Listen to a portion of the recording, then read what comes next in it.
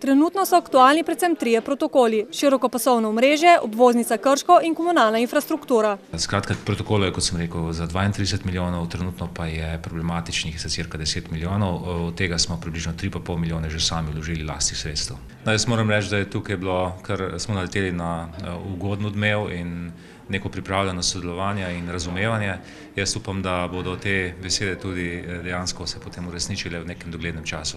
Najprej je možno poskrbeti za obveščanje oziroma širokopasovno omrežje. Ostale protokole, vezane na infrastrukturo, pa bodo reševali s pridobivanjem gradbenega dovoljenja za odlagališče, pravi minister. Medmestna povezava Krško-Brežice, ki je tudi del tega protokola, je bilo govora o njej tudi na samem posvetu vlade, kjer se je jasno izpostavilo, da je to stvar tega dogovora, hkrati pa tudi informacija strani Ministrstva za infrastrukturo, da je državni prostorski načrt v izdelavi.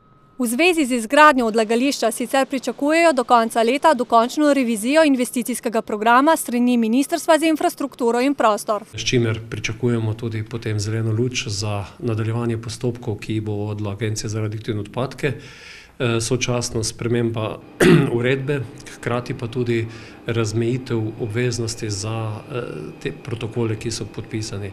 Program sicer vključuje še kar nekaj neznank, kot na primer življenjsko dobo obratovanja in možnost sofinanciranja izgradnje strani Hrvaške.